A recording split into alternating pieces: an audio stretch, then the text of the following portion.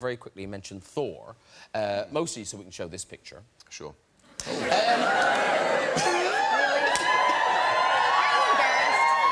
Why would you be embarrassed? Like, God. It just looks like a lot of dieting and exercise to me. I'm like, oh, thanks, no. But also, now, apparently, is this true that people... This is odd. So people come up to you and they want you to tell a specific joke. Oh, they just come and tell me Thor jokes. Oh, I so see. They yell Thor lines and stuff. Okay. Like, yeah, go. you know, the joke about the Thor spends a night with this woman and the next morning he says, I have to tell you who I am. You know, I'm Thor. She says, you're Thor, I can hardly walk. It's a good joke, it's a good joke. Hulk, though, moves in a strange direction in that the Hulk finds romance in this film. With Thor. No one saw it happening. Nobody. You saw it happen. Spoiler alert. Ooh, that hammer pitch. Double congratulations. Of course, this film is the first production from Team Downey. Yeah. Yep. And Mrs. would be here. Great team. She's fantastic. She co-produced the Sherlock Holmes movie, didn't she? Yeah, she sends her regards. They're having another baby. Yeah, another one. So another Team Downey production. Yes. And when is this? That one I had much less to do with than the movie. I was only involved for about 7 minutes. Oh. I think you had some involvement, though. Right. Yeah. Thank you. Not bad, huh?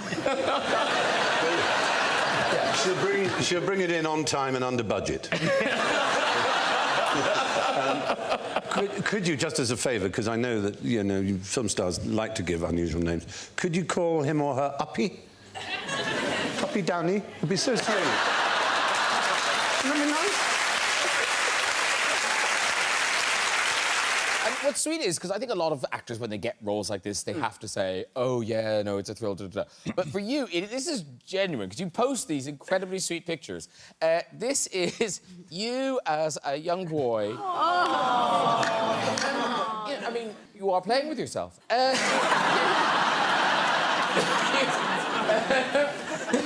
that is so sweet. And then this one, this is amazing. You were, I think, back in your house, and you found this. Yeah. And so that was genuinely yours? That was my first ever SpiderMan costume, yeah, which my lovely mum, who's here tonight, kept for me. And now, were you one of those kids who, like, wore it to funerals and weddings and things? I slept in that thing. That thing still stinks today. There's no washes that can make that thing wearable. Oh, all right. Am I right in thinking that the Spider-Man outfit, is, as we knew it, is gone now? No. Well, yes, it is. Basically... Spoiler! Essentially, in this film, I have a new suit, which Tony Stark gave me. It's an upgrade, and it's too fantastical to exist in real life. So essentially, there it is. That's the first time I've seen it. Wow, it looks great. Are you glad you came tonight? I know. I'm learning so much. It looks nice. Is that metal? I don't know, Graham. OK. I don't know. But you wear the outfit, like, offset, which seems a little tragic.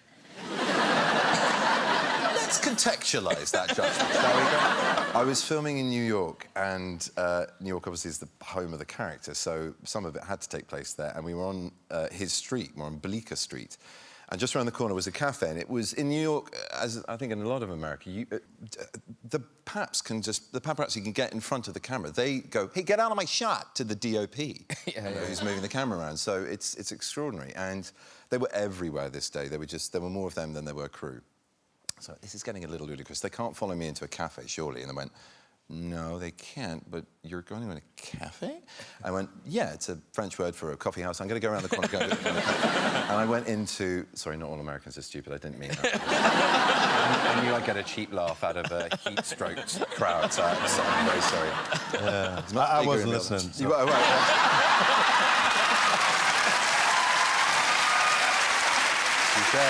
Touché. Oh, man. Fair enough. So I go to this cafe, and I'm fully regaled up. I don't really know if I could finish the anecdote.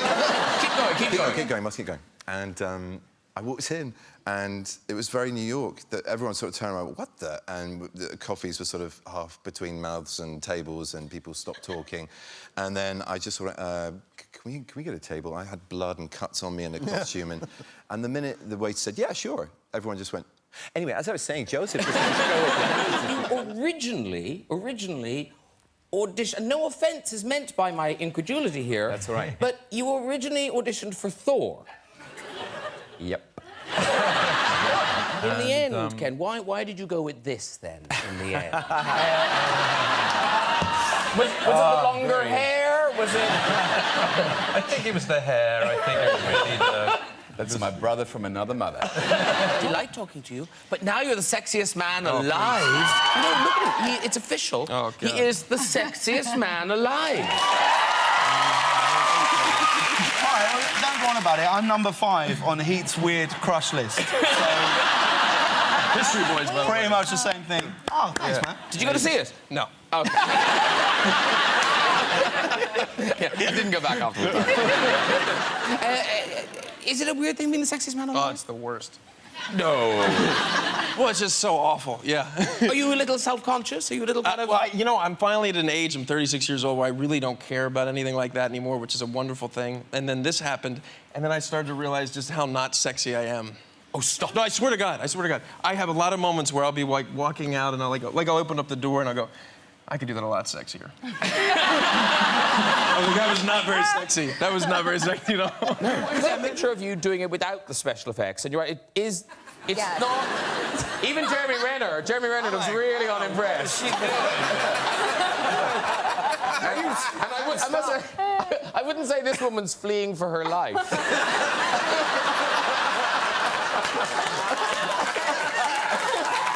Talking, Paul, about that actually, when you got to set, you were a bit like that. You were kind of fangirling around the Yeah. You know, after we shot Ant-Man, but I was alone on that. It was like working in a bubble, pretty much. And then all of a sudden, I'm standing around and seeing Robert Downey Jr. in the Iron Man suit, and seeing Chris Evans, and they're all there. I've seen the movies, and I felt like I was 10 years old. It was crazy. It was pretty cool. Did you really do the touching the arm thing? Yeah. I saw Sebastian Stan getting his arm, the silver arm, on, and it was I was like I was watching somebody bathing. I'm not supposed to see this, but I did. I went over and I just kind of was in a chair, felt the arm, and Chris Evans had to run to the bathroom really quick, so he asked the prop guy. He goes, "Could you just hold this?" He was holding his shield. And he ran off, and I said, run around, and it was like, wow, it's heavier than I imagined. But, you know, it's made of vibranium. Of course, it's going to be heavy. Yeah, of course. Yes. No, it was pretty cool, I must say. Were you a child star, Jeremy Renner? No. Oh, but now, see, I think you should have been, because you tweeted a picture of yourself. I did. As a child. This face could sell any product on earth. Look at this. How adorable! Do you know what glowworms look like? You squeeze them?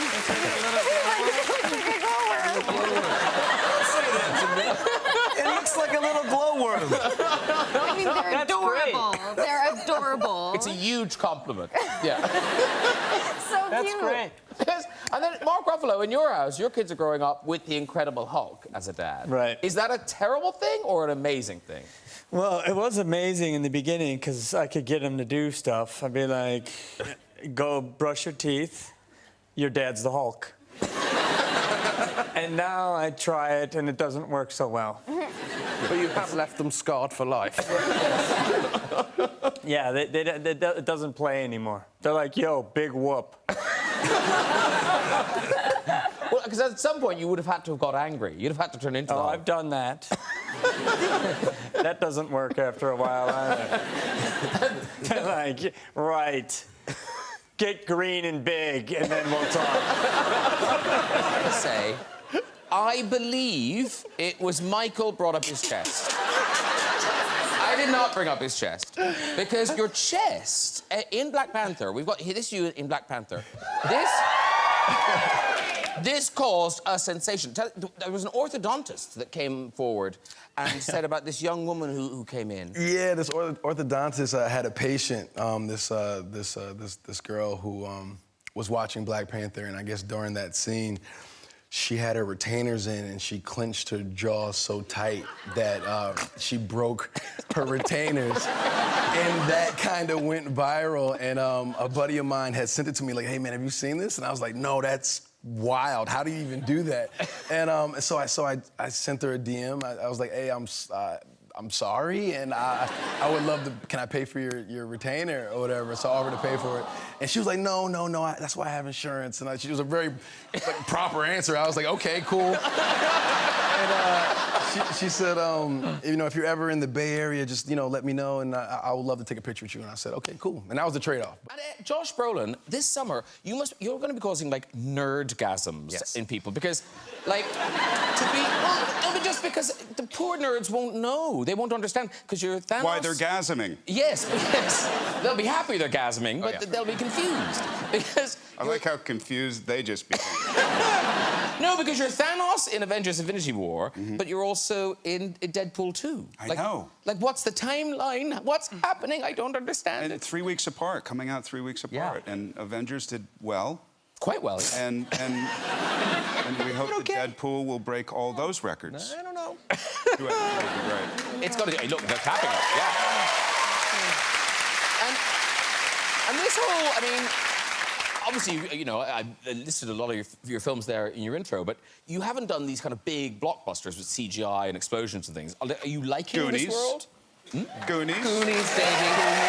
Yeah. Goonies never When you start with Goonies, you're kind of... whether you do Milk or No Country for Old Men, it doesn't matter because you started with Goonies, so therefore you can get away with anything you want. Chris Pratt, this seems so unlikely that you have now learned how to do the voices from TOWIE. Yeah, sort of, yeah. Well, we love that garbage TV back in the States. My wife was crazy about it, and when I was here filming Guardians, we shot Guardians of the Galaxy here in London, and my wife, Anna, came out to visit, and she fell in love with this show, TOWIE, The Only Way is Essex. It's this show that's like basically their Jersey Shore. It's the Jersey Shore from here. It's like this... town somewhere, Essex, I guess, and these folks are just like the worst, and it was like I'm a parrot a little bit, and so when I hear it all the time, I just started picking it up and started like I could pick up their accent and do their accent a little bit. I'm okay. This is gonna sound. This is really embarrassing to do in front of a whole room full of Brits here, but I'll try it anyways. So it's like, honestly, I saw this guy.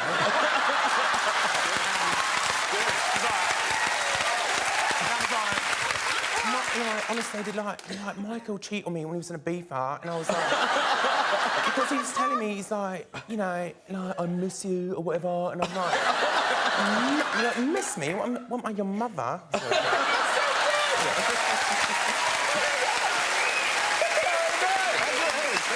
the only accent I can do. That will never be useful. Never be useful. But that's very good. Now I want to watch the show. It's good. I love the fact that you spent months in England and that's what you talk about. Culture.